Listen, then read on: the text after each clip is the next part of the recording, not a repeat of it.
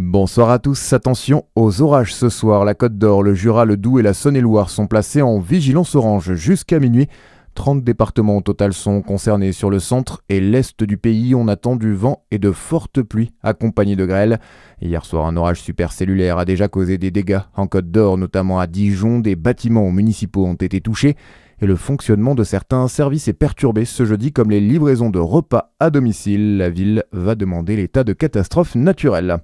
Pendant ce temps, les pompiers continuent de lutter contre les flammes dans le Morvan. Plus de 60 hectares sont partis en fumée dans le secteur de la Grande Verrière près d'Autun.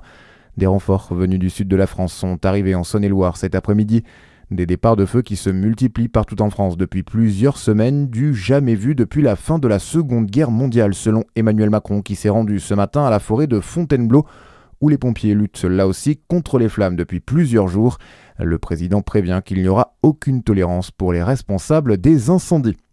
Le Tour de France est arrivé à Chalon-sur-Saône, 12e étape au départ du circuit de Nevers-Manicourt. Et c'est le Belge Tim Merlier qui s'est imposé il y a un peu plus d'une heure. 3e victoire d'étape pour lui sur ce Tour 2026. Une journée marquée par de nombreuses animations. Ce matin, à Nevers, mécénat chirurgie cardiaque organisait notamment son étape du cœur.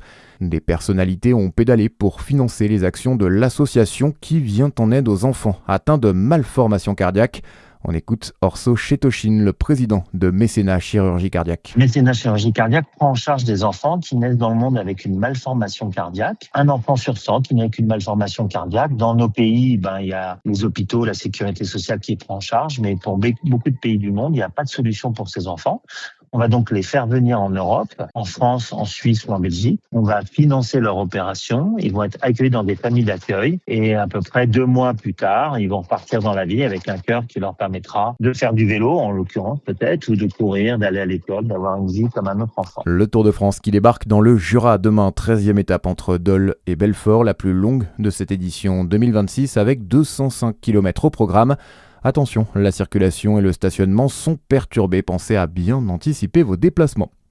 Dans le reste de l'actualité en France, peut-être le dénouement dans l'affaire Delphine Jubilard. Des ossements ont été retrouvés en fin de matinée autour de Cagnac-les-Mines dans le Tarn, 5 ans et demi après la mystérieuse disparition de l'infirmière.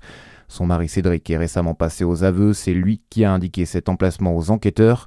Une zone au nord d'Albi qui n'avait jamais été explorée. Des analyses sont en cours. Et puis, quels sont les prénoms qui ont été les plus donnés en France l'an passé? L'INSEE vient de dévoiler son classement annuel. Chez les filles, Louise, Jade et Ambre ont le plus la cote. Et chez les garçons, on retrouve Gabriel, Noah et Léo. Voilà pour l'info. Excellente fin de journée sur Fréquence Plus.